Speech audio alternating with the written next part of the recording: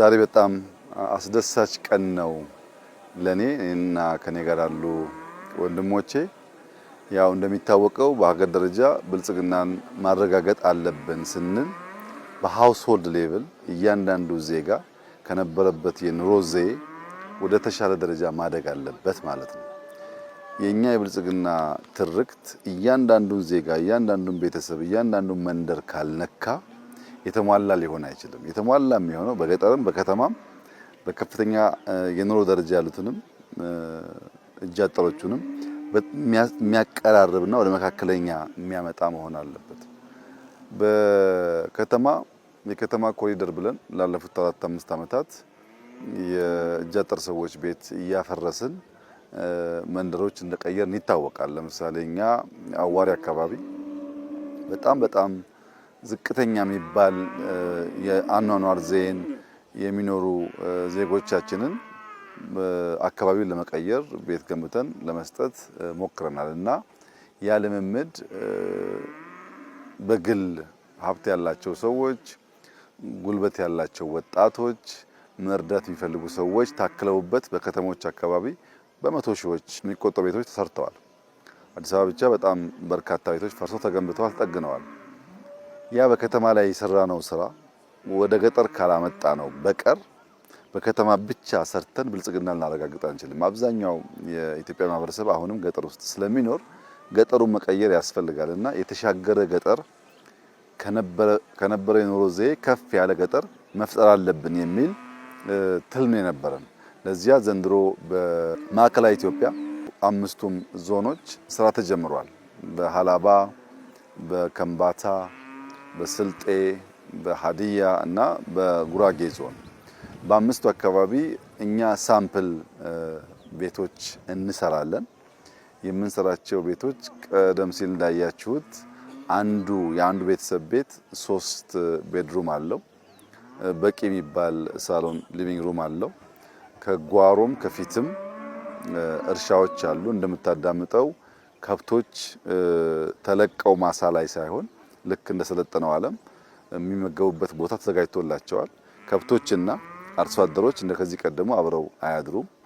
ሁለተኛ የከብት ተረፈ ምርት የሰውም ዌስት ተከማችቶ ባዮጋዝ በእያንዳንዱ ቤት ባዮጋዝ አለ። ስለዚህ እናቶች እንጨት አይቆርጡም፣ እንደከዚህ ቀደሙ አይጨስባቸውም። ባዮጋዝ ተጠቅመው ማብሰል ይችላሉ። ሶስተኛ እያንዳንዱ ቤት ሶላር አለው። ሶላር ስላለው ሁሉም ቤት ቴሌቪዥን አለው። ሁሉም ቤት ስልክ ቻርጅ ያደርጋል፣ መብራት አለው። ይሄ ለኛ አርሶ አደሮች በጣም ትልቅ ትርጉም ያለው ነገር ነው። ሁሉም ቤት ሽንት ቤት የተሰራ አለው።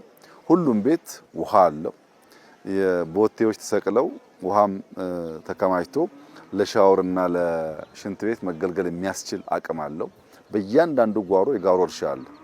ጎመን አለ፣ ቃሪያ አለ፣ ልዩ አትክልቶችና ፍራፍሬዎች አሉ። አቮካዶ፣ ማንጎ እንደየ ከባቢው ተተክለዋል። እዚህ ደግሞ እንሰትም አለ።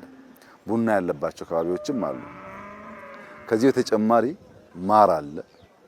ሌማቱን የሚያካትተው የዶሮ እርባታ አለ። ስለዚህ እያንዳንዱ ሃውስሆልድ ወተት ያገኛል፣ እንቁላል ያገኛል፣ ከጓሮ ጎመን፣ ሰላጣ ያገኛል፣ ቃሪያ ያገኛል፣ ኢነርጂ ያገኛል። ከቤተ ዘመድ ጋር ራቅ ያለ አካባቢ ካሉ ሰዎች ጋር በስልክ መገናኘት ይችላል። የዜና አውታር ለመከታተል በየቤቱ ቲቪ አላቸው። ይህንን የአኗኗር ዘዬ በኢትዮጵያ ደረጃ 50-60% አመጣን ማለት ከበለጸጉ ሀገራት የአኗኗር ዘዬ አስተካከል ነው ማለት ነው። በቃ የሰለጠነው ዓለም ከዚህ የተለየ ምንም ነገር የለውም። ይሄ ቤት እኔ ካደግኩበት የእድገት ደረጃ በብዙ እጥፍ ይበልጣል። በንጽህናው፣ በአየሩ ጥራት ባለው ቤት ውስጥ ባለው የፕራይቬሲ የአኗኗር ዘዬ በብዙ መንገድ ይበልጣል። ነገር ግን ይህንን ሳምፕል እንዴት እናበራክተው ነው ጉዳዩ፣ እንዴት እናባዛው። በከተማ ያሉ ሀብታሞች፣ በውጭ ሀገር ያሉ ዲያስፖራዎች፣ የመንግስት መስሪያ ቤቶች፣ ኩባንያዎች የሚያጸድቅ ስራ መስራት ከፈለጉ ለነፍሳቸው እርካታ መስጠት ከፈለጉ ይህንን ጉዳይ ነው ማገዝ ያለባቸው። እያንዳንዱ ኩባንያ በየመንደሩ 10-15 እየወሰደ በጣም ውድ አይደለም ቤቱን የሰራ ነው 80% ይሄ ጡብ የምታዩ አፈር ነው፣ የከባቢ አፈር ነው። 10-15% ሲሚንቶ ይቀላቀልበታል። አብዛኛው ሪሶርስ ሎካል ነው። ከቆርቆሮ ከሶላር ውጪ አብዛኛው የምታየው ጉዳይ ሎካል ነው። ሰው የሰው ጉልበት እንጠቀማለን፣ ሎካል ማቴሪያል እንጠቀማለን። በረከሰ ግን ፕላንድ በሆነ መንገድ ነው የምንሰራው። አሁን እዚህ አካባቢ ለቅሶ ቢያጋጥም እንደምታየው ነው፣ መስኩ ሰፊ ነው። ሰርግ ቢያጋጥም ምንም አይነት ችግር የለም። መለስተኛ መገበያየት ፈልጉ ለገበያም ይሆናል። ሰፊ ቦታ ነው። ይሄን ይዘህ ዝም ብለህ ብትሰራ ከሆነ ጊዜ በኋላ መሀል ላይ አስፋልት ማስገባትና በየበረንዳው ፒካፕ ማየት ነው የሚሆነው እና ኩባንያዎች፣ ግለሰቦች፣ ትንሽም ትልቅም ገንዘብ ያላቸው ሰዎች ኢቭን የሚያወርሱ እድሜ ጠገብ ሰዎች ከሚያወርሱት ሀብት አንድ ቤት ሁለት ቤት ላርሶ አደር ለማያውቁትም ሰው ቢሆን እየሰሩ የማለፍን ልምምድ እንደ ሀገር ብናሳድግ በአጭር ጊዜ ውስጥ ይሄን ነገር በጣም ሰፊ ቦታ ማየት ይቻላል። ዲያስፖራ አካባቢ ያሉ ከተማ አካባቢ ያሉ ሰዎች ደግሞ እውነት ለመናገር በረፍት ጊዜ ለሳምንት ለሁለት ሳምንት ከቤተሰብ ከልጆች ጋር የገጠሩን ነገር ለማሳየት እንደዚህ ያሉ ቤቶች ከተበራከቱ ምንም ችግር የለውም። ማንም ሰው መጥቶ መቀመጥ ይችላል። ሽንት ቤት አለ፣ ውሃ አለ፣ መብራት አለ፣ ቲቪ አለ፣ ስልክ አለ። ለቫኬሽን የሚመች ነው። ከዚህ ቀደም ከምናውቀው የገጠር ኑሮ በጣም ሻል ያለ ነገር አለው። አየሩ ድሮም ያምራል፣ ከባቢው ድሮም ያምራል፣ የሰው ልብና ደስተኝነት ድሮም ያምራል። ችግሩ ቤት ነበር። እሱን ከቀየር እየመጣን የምናርፍበትም ሊሆን ይችላል። ከተለያየ ቦታ ቤተሰብ ጠያቂዎች ከተማን ምንም አያስፈልጋቸውም። እውነት ለመናገር በዚህ ደረጃ ንጹህ ነገር ከተማ ውስጥ ብዙ አይታይም። ከተማ ጥግጊቱም የጠበበ ስለሆነ የመቆሸሽ አቅሙ ከፍተኛ ነው። እዚህ በጣም ንጹህ አየር፣ በጣም የሚያምር ነገር የምትበላው ሁሉ ድንች ነው፣ ስኳር ድንች ነው፣ የተቀቀለ ነው፣ ሄልዚ ነው ከምግብ አንጻርም ሲወሰድ እና ይሄንን ነገር ማበራከት ለመንግስት የሚተው ሳይሆን እያንዳንዱ አርሶ አደር ይሄንን የኑሮ ዘዬ መመኘት መቅናት አለበት።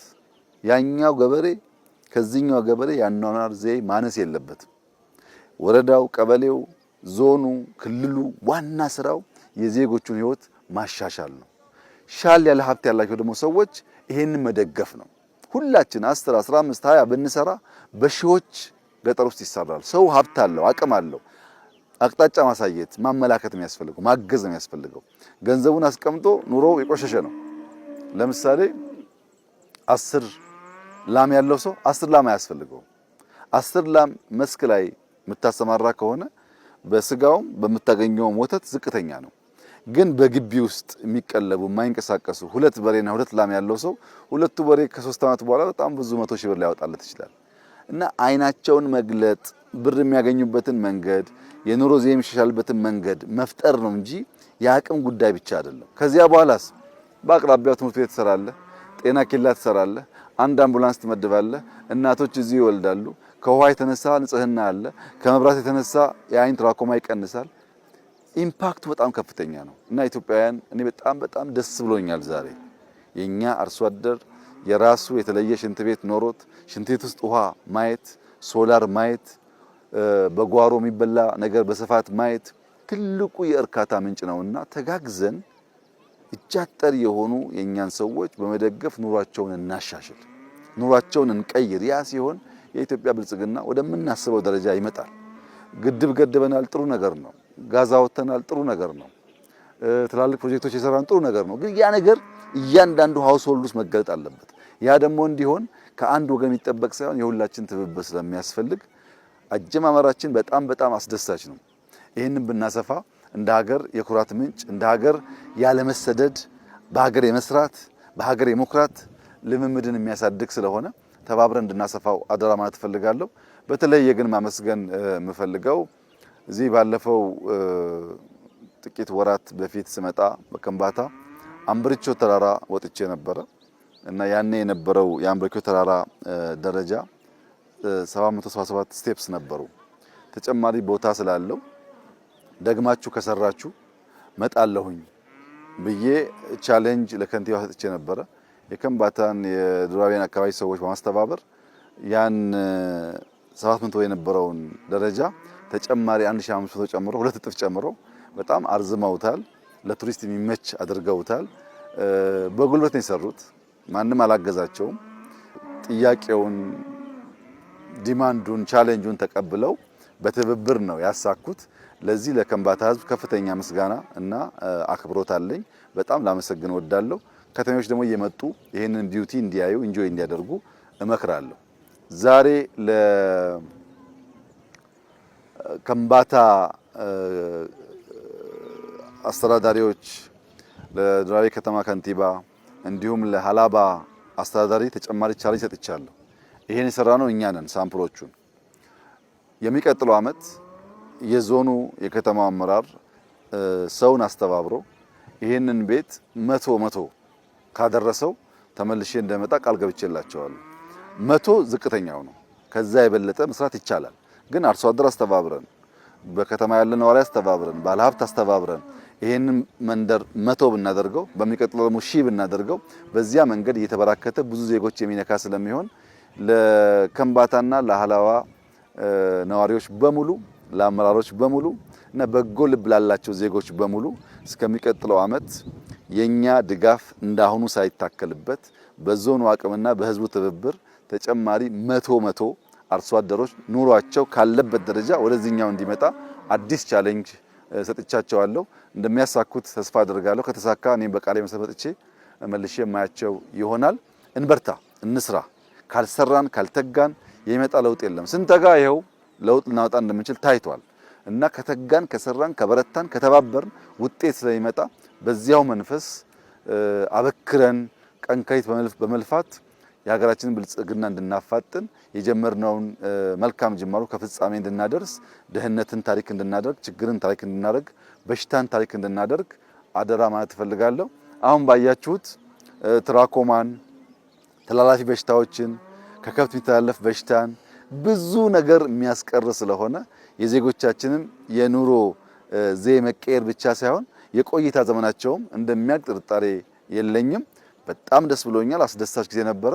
ሁሉንም እንኳን ደስ ያላችሁ፣ እንኳን ተሳካለን፣ እንኳን ተከናወን ማለት ፈልጋለሁ። ያኔ እንጨርሳለን መተን እናስመርቃለን ብያለሁ። በቃሌ መሰረት ጨርሰናል። ዛሬ ተመርቀዋል።